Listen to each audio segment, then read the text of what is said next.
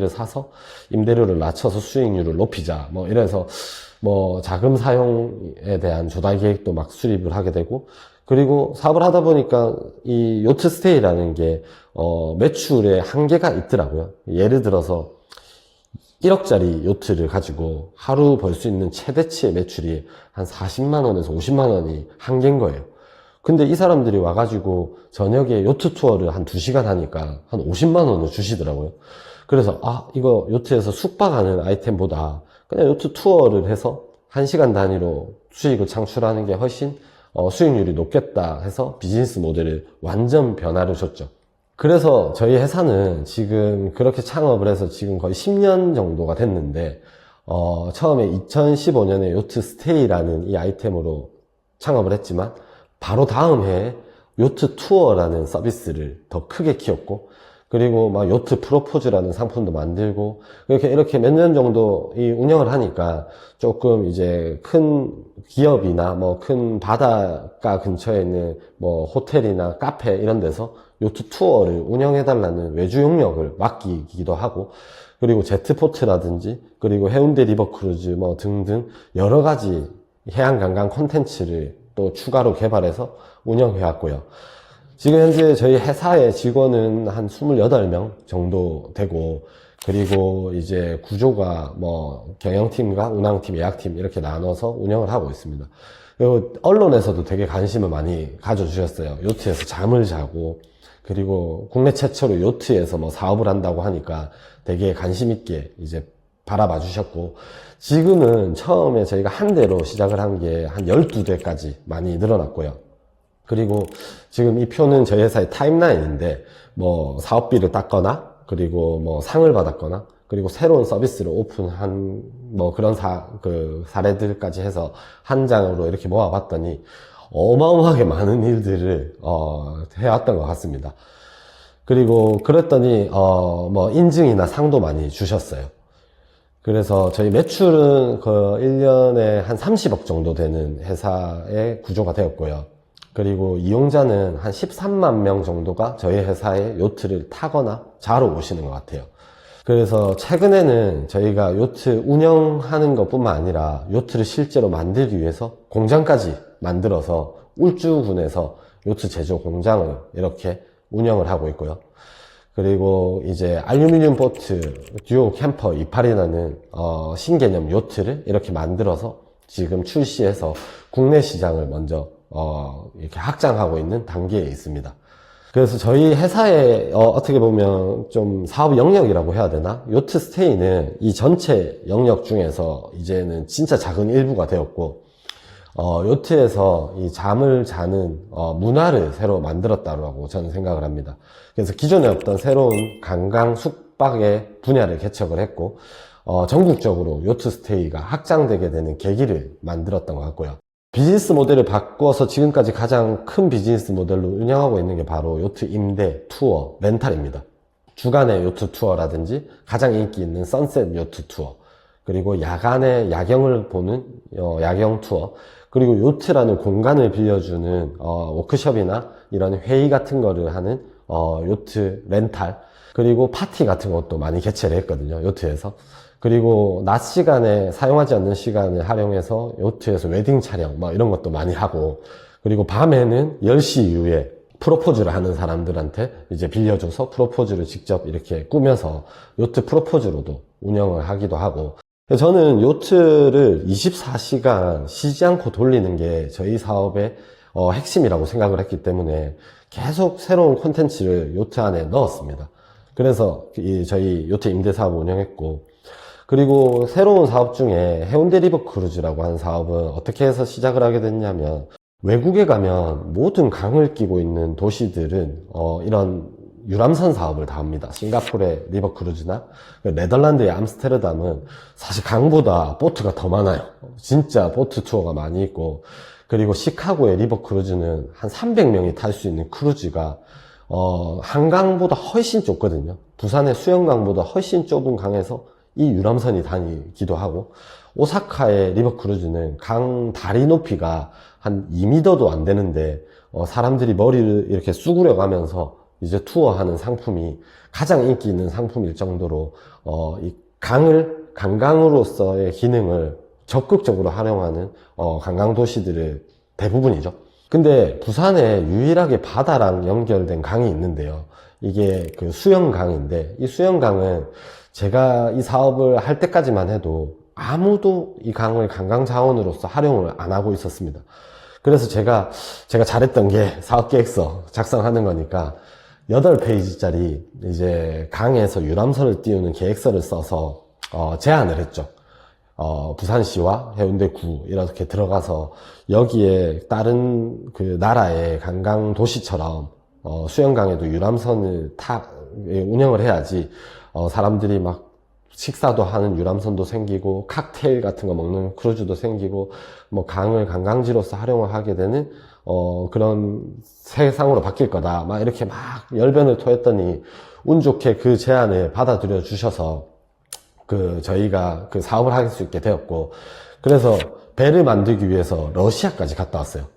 강의 다리가 높이가 너무 낮았기 때문에 거기에 맞는 보트를 만들기 위해서 러시아까지도 가고, 그래서 결국에 이런 한 3, 4년 기간의 사업 준비 기간을 거쳐서 해운대 리버크루즈 운항 사업자로 협약을 하고 이 코스로 이렇게 운영을 시작하게 되었습니다. 그래서 지금 보시는 영상은 저희 해운대 리버크루즈를 그냥 보여주는 간략한 홍보 영상인데, 그러니까 이 아름다운 이제 도시 중심을 흐르는 강에서 관광객들이나 시민들이 와서 자유롭게 강의 아름다운 자원을 느끼는 유람선 투어를 할 수 있는 그런 새로운 관광 상품이 생겼다라고 보시면 될 것 같습니다. 그래서 이 배가 지금 리버크루즈에 운영되는 배고, 밤에는 이렇게 야경이 아름답습니다. 그리고 여기는 이제 매표소인데 그 티켓을 끊고 이제 커피를 한 잔 할 수 있는 공간이고요. 이렇게 관광 그 서비스업을 직접 개발하고 운영만 하다 보니까 연에 막 몇만 명씩 그 관광객이 저희 쪽으로 찾아오다 보니까 사실 그때 당시만 해도 엑셀으로 관광객들의 예약자를 다 정리를 했었거든요. 근데 이게 몇만 명이 넘어가니까 감당이 안 됐었고, 그래서 이거를 조금 더 편하게 예약 관리를 하고 종이로 작성하던 승선 신고서를 전자식으로 옮겨서 좀 편리하게 할 수 없을까 해서 스마트 보팅이라고 해서 예약 관리 시스템, 보딩 리스트, 그리고 승선 신고서를 이제 전자식으로 하는 승선 신고서 자동화라고 하는 선박 관광 예약 관리 시스템을 프로그램에 직접 개발자를 고용해서 개발을 해서 지금은 또 쓰고 있습니다. 그래서 최근에는 이 보딩 리스트를 전국에 있는 요트, 유람선 사업자들한테 월 사용료를 받고 지금 이제 그 서비스를 제공하고 있는 단계에 이르렀고요. 지금 보시는 영상이 이 서비스를 조금, 구현 영상이죠. 그래서 예약자의 정보를 이렇게 딱 입력을 하면, 예약이 전부 다 정리가 돼서 저희가 통계라든지, 실시간 문자, 이런 게 다 구현이 가능합니다. 그래서 이 모였던 데이터를 활용해서 고객의 데이터베이스를 저희가 활용해서 마케팅에도 활용하기도 하고, 그래서 이런 시스템, 그리고 지금은 온라인 결제를 바로 할 수 있는 기능을 개발하고 있습니다. 그리고 이용자 관점에서 또 이제 어플리케이션 개발을 하고 있는 게 뭐냐면 요트를 비교 검색하는 플랫폼이거든요. 지금은 부산에 오면 요트가 너무 많아서 어떤 요트가 나한테 적합한 요트인지 좀 알 수가 어려운데, 헤이 딜러처럼 자동차 견적을 이제 딜러들한테 견적받는 것처럼 내가 타고 싶은 요트의 시간대에 요트를 추천해 달라고 하는 겁니다. 요트 선주한테. 그래서 내가 몇 명이 이번 주 토요일 날 어디서 요트를 타고 싶어요 라고 이렇게 신청을 하면 그걸 받은 요트 선주가 각자가 자기가 제공할 수 있는 금액을 제시합니다. 그래서 자기 이용자는 적합한 요트를 선택하게 되는 요트 예약 플랫폼이라고 할 수 있습니다. 그래서 서비스 구조는 다음과 같습니다. 또 저희가 유튜브도 합니다. 디스커버 마린이라고 해서 그 유튜브 채널 요트 보트의 정보 제공을 하는 플랫폼인데, 앞으로의 시대는 영상으로 플랫폼이 많이 바뀐다라고 하는 얘기를 너무 많이 들어서 유튜브 채널을 이렇게 만들었고요. 그래서 이 유튜브에서는 요트의 보트에 대한 정보를 제공하는 채널이고, 구독자가 지금은 64,000명 정도 되는 것 같아요. 그래서 구독하는 비율이 남자가 99.9%고요. 여성이 0.1%고, 나이대는 거의 다 4, 5, 60대입니다. 그래서 아마 지금 영상을 보시는 여러분들은 이 채널을 보신 적은 아마 없으시겠지만, 요트 보트에 대한 정보를 가장 이제 제대로 전달하는 채널이 되고자 하는 목표를 가지고 한 3년째 지금 운영하고 있는 채널이고, 그리고 또 요트 관련된 의류, 이런 뭐 굿즈도 한번 만들어 봤었어요. 투자를 한 3, 4천만 원 투자를 해서 한번 시도를 해봤는데, 디마리나이라는 브랜드를 가지고 만들어 봤는데, 막 후드티에 막 앞에 파도 모양 이런 거 하기도 하고, 보트 모양해서 아이콘을 넣어서 티셔츠를 만들기도 했는데, 이 아이템은 철저하게 저희가 실패를 했습니다. 실제로 제가 의류 사업을 해보니까 좀 자질이 없는 것 같더라고요. 그래서 창업을 하고도 실패한 사례로 좀 남아있고, 그리고 제가 교육을 예전부터 해왔다 보니까 아직까지 꿈이 있어요. 그러니까 요트 보트를 가르치는 그런 일을 하고 있고, 여기에서는 제가 지금 부경대학교나 뭐 영산대학교에서도 학생들을 가르치고 있습니다. 그 겸임 교수로 해양스포츠 학과에서 조종 면허나 이제 요트 면허를 취득하는 그 수업을 제가 하고 있거든요. 그래서 아마 관심 있는 학생들은 이 그 해양스포츠 학과의 전공 수업인 요트 보트 면허, 이거를 뭐 들으실 수도 있게 될 것 같고요. 그리고 제가 연구자 출신이다 보니까 이 해양관광의 트렌드가 변화하고, 그리고 뭐 이런 것들에 대한 연구 개발하는 것도 되게 관심이 많거든요. 그래서 작게나마 회사 내에 기업 부설 연구소를 만들어서 해양관광 이런 랩을 운영을 하기도 합니다. 그리고 최근에 좀 새로운 컨텐츠를 또 개발하고 있는 거는 요트 트립이라고 해서, 외국에는 이게 되게 인기 있는 해양관광 컨텐츠거든요. 요트 위크라는 이름으로 일주일 동안 요트를 아예 빌려가지고 그냥 지중해 일대를 이렇게 돌아다니면서 여행을 하는 상품입니다. 근데 국내에는 아직 요트 문화가 활성화되지 않았다 보니까 이게 거의 없는데, 제가 거제도나 통영이나 남해 이 일대로 요트를 빌려서 2박 3일 동안 여행하는 상품을 2023년도에 한번 운영해 본 적이 있거든요. 되게 반응은 되게 좋았어요. 근데 이거를 제가 실제로 상품화 하기에는 아직까지 조금 시기가 안 맞는 것 같아서 못하고 있는데, 아마 앞으로는 이 요트 트립이라는 이 여행 컨텐츠가 생기지 않을까. 그래서 뭐 거제도 편, 뭐 여수 편, 약간 이런 겁니다. 거제도에서 배를 타고 출발을 하면 다음날 자고 일어나면 뭐 남해에 도착해 있고, 그리고 또 그 하루 남해에서 놀고 또 자고 일어나면 여수에 도착해 있고, 그러면서 남해안 일대의 이런 관광지를 한 3박 4일 뭐 또는 6박 7일 동안 요트를 타고 즐기는 여행이라고 보시면 될 것 같아요. 그리고 또 최근에 제가 또 회사 관점에서 좀 개발하고 있는 사업을 추진하고 있는 게 수상관광택시, 해양관광택시, 이런 사업도 지금 추진하고 있고, 그래서 계획서도 지금 미리 써놨습니다. 그리고 또 제트보트 형태인데 한 50명 정도가 타서 해운대 앞바다에서 5, 6도도 보고 오고, 용궁사도 한 30분 만에 빠른 속도로 이렇게 볼 수 있는 이제 보트 투어 상품, 이것도 지금 개발하기 위해서 제조사와 함께 배를 조금 설계하고 있습니다. 이게 가장 적합한 배를 만들기 위해서. 그래서 사실 제가 이런 말씀을 드리면, 사실 왜 이렇게 많은 일을 그냥 만들어내냐, 저희 회사 직원들은 되게 싫어합니다.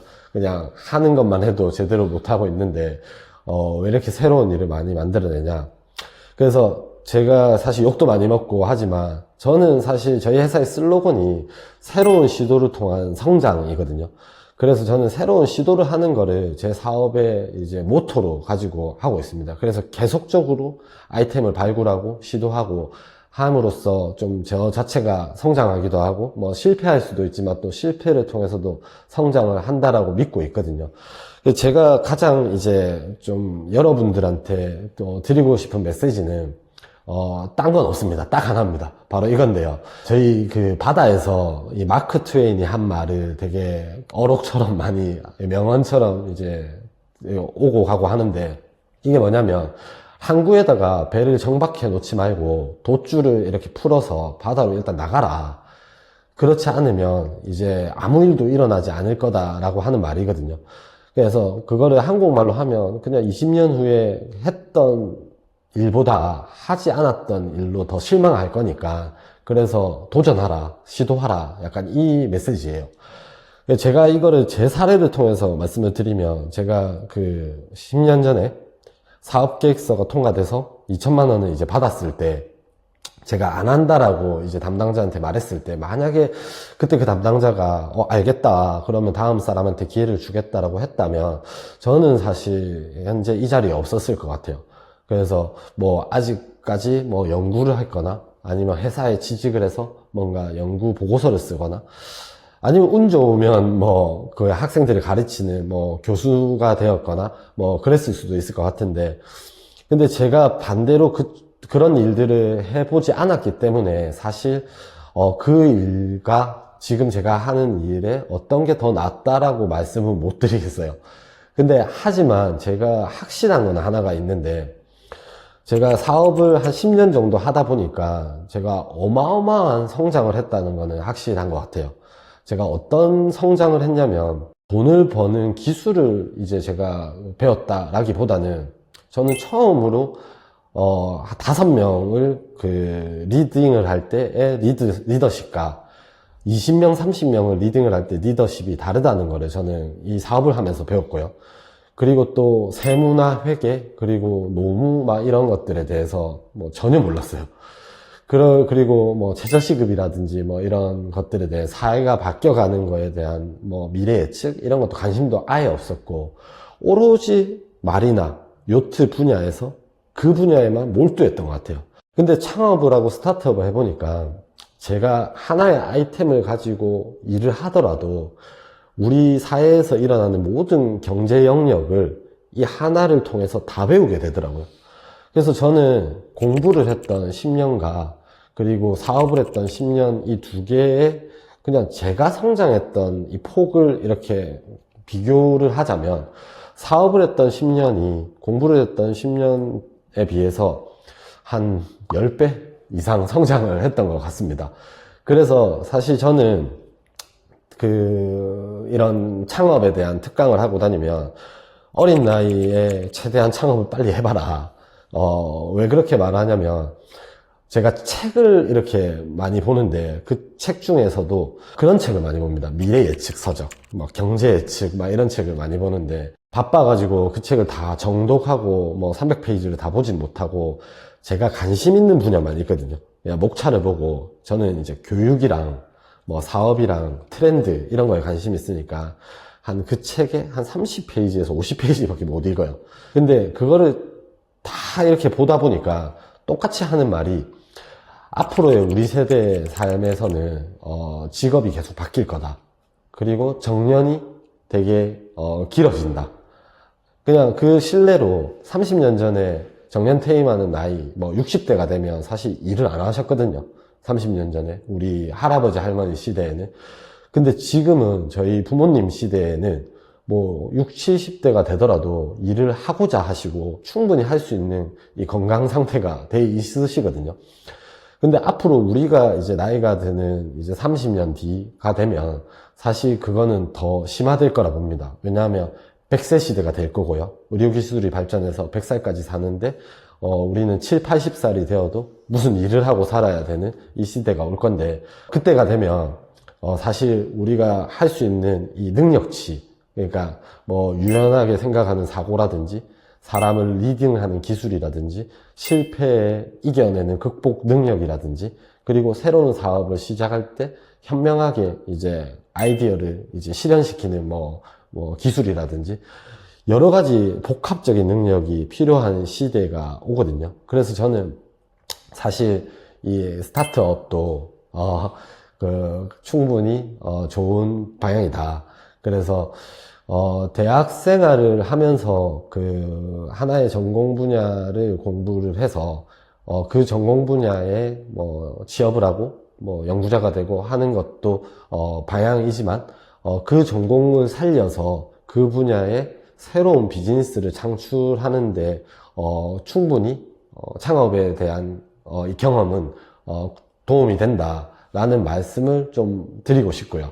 그리고 마지막으로 제가 사실 이 강의에, 그러니까 교육 철학에 제가 가장 크게 느끼는 것 중에 하나가 있는데, 변화하지 않는 교육은 이제 교육에는 의미가 없다라는 제가 철학을 가지고 있거든요. 그래서 약 1시간 정도의 이 강의를 들었던 지금 이제 청강하는 학생들한테 제가 꼭 하나쯤은 변화를 했으면 좋겠다는 마음에서 제가 사업에서 느꼈던 것 중에 몇 가지를 말씀드리면, 첫째는 창업은 실패해도 무조건 배움이라는 자산이 남습니다. 그러니까 실패함으로써 그거를 이겨내는 극복 능력도 배우게 되고요.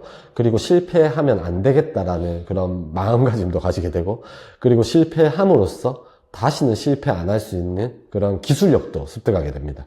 그리고 또 만약에 회사를 이제 만들려면 비전을 꼭 만들어야 됩니다. 저희 회사의 비전이 새로운 시도를 통한 성장과 대한민국 해양 관광의 혁신이거든요. 그래서 사실 제가 돈만 벌기로 해서 창업을 했다면 사실 이렇게까지 일을 못했던 것 같아요. 이 힘든 일을. 근데 뭔가 이제 제가 이루고자 하는 또 다른 비전이 있기 때문에 저를 이제 이끌었던 원동력이 되지 않았나 싶고요. 그리고 다음은 비즈니스 모델을 반드시 바뀐다는 걸 꼭 아셔야 됩니다. 예를 들어서 트렌드와 세상은 너무 빨리 바뀌기 때문에 트렌드가 바뀔 때마다 나의 비즈니스 모델은 거기에 맞춰서 시시각각 바뀌어야 되는 그런 카멜레온 같은 유연한 자세를 가져야 되고요. 그리고 또 사업을 빨리 성공하려면 리스크에 대해서 너무 겁먹거나 그 계산을 막 끌면 안 됩니다. 그래서 그 리스크에 대한 계산을 빨리 끝내는 거. 그리고 마지막으로 제가 가장 하고 싶은 말은, 사업을 하거나 뭐 창업을 했을 때, 또는 뭐 자기가 주체적으로 뭔가 끌고 갔을 때 자신한테 절대 실망하지 말아야 될 것. 리더십 부족, 그리고 아이템이 실패한다거나 내가 역량이 부족하다, 뭐 이런 거 절대 아닙니다. 뭐 물론 그럴 수는 있는데, 마인드 자체는 외부적인 변수에 의해서 내가 실패했다, 그리고 내가 리더십이 부족한 게 아니라 직원들이 조금 안 따라줬다. 그래서 자기 자신을 가장 중요하게 생각하고 자신한테 실망을 하지 말고 사업을 하는 거를 저는 가장 중요하다라고 생각을 하고요. 지금까지 저희 주식회사 요트탈레가 어떻게 해서 사업을 해오고 있는지에 대한 이야기를 좀 들려드렸고요. 저는 10년간의 대학생활에서 배움을 통해서 사실 활용한 거는 사업에 활용한 것 같습니다. 그래서 지금 와서 돌이켜보면 10년간의 대학에서 배운 것들이 도움이 되었냐라고 하면 저는 어마어마한 도움이 되었다라고 생각을 합니다. 사업의 요트 관광에 있어서 제가 배웠던 해양 스포츠라는 전공이 많이 활용이 됐기도 하고, 그래서 대학에서의 이 배움을 나중에 내가 살아가는데 큰 무기가 된다라고 생각을 하고, 한순간 한순간 이 배움이라는 거에 감사하게 생각하면 좀 진지하게 이렇게 공부를 하신다면, 나중에 졸업할 때 지금 당장에는 어떤 일을 할지 꿈이 없는 분이 많이 계시겠지만, 졸업할 때는 이 배움은 반드시 어떤 식으로든 아마 도움이 될 거라는 확신을 가집니다. 국립부경대학교 이제 부경인 여러분, 항상 화이팅 하시고 공부 열심히 하시길 바라겠습니다. 감사합니다.